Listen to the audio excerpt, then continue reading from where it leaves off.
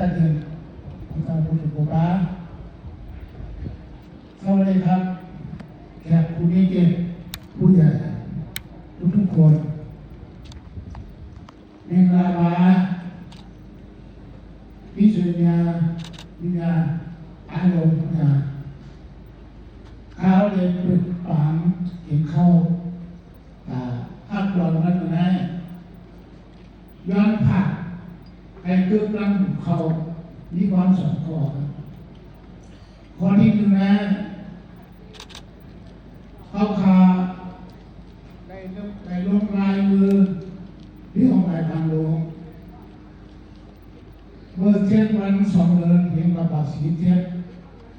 ครบหอบกันมาแล้ว79 ปีเขารัง79 ปีเขาขาเลยพวงก่อตั้งมุ่งหรือมุ่งมันเลยมา78 ปีเขารัง78 ปีเขาเก่าพวงดูกันมาเขาขาตาตุกทบได้สั่งก้อนที่สั่ง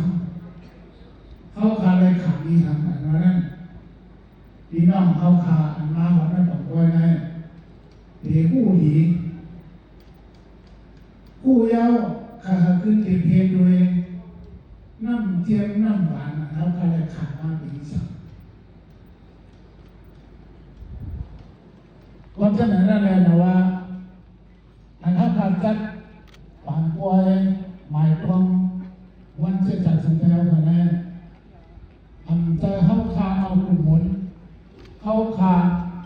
จัดเฮ็ดเฮาวนวนสึงใจปัดเปื้อนป่วยสึงกาวนเมื่อห่มดุเมื่อมานักเสียงแย่รักกันผ่าให้เลยรู้ไว้ว่าเมืองไกลมีหักหอกเมืองไกลมีเสาผ้ามีผู้หมอกคำมา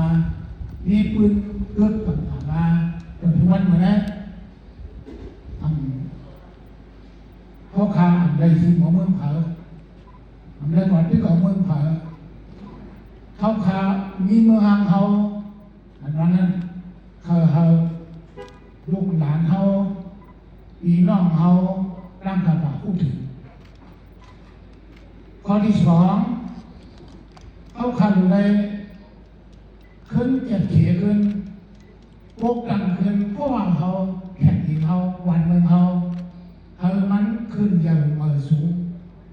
หิ่งปิ้งเพิ่นและกำผ่าสูงในสูงเวียนอันเขาขาดไว้ทั้งสิ่งนั้นให้มันไหลขึ้นมาอาณาจึงเมืองอันเขาขาในซุ้มขวายเอาเช่นนั้นพอเขาขาอยู่ในพ้องกันกอดคอสานมือกันสร้างโฮมขี่ดีโฮมสามเสร็จแล้วไว้มันพี่ออกน้องเป็นเพื่อนเดียวกันเสร็จแล้วก่อดังขึ้นวานเมืองสินใต้บ่เสียงตาก่อดังขึ้นเมืองโฮมถุงให้มันขึ้นอย่างสูงเมืองโฮมถุงเขาดัง78 ปีแล้วลองหลีมันหลีสั่งกันว่านั้นสู่เจ้าก็ที่ผู้หันดีอยู่ว่ามาด้วยเมืองฮิมฮอปเอาเมืองลาว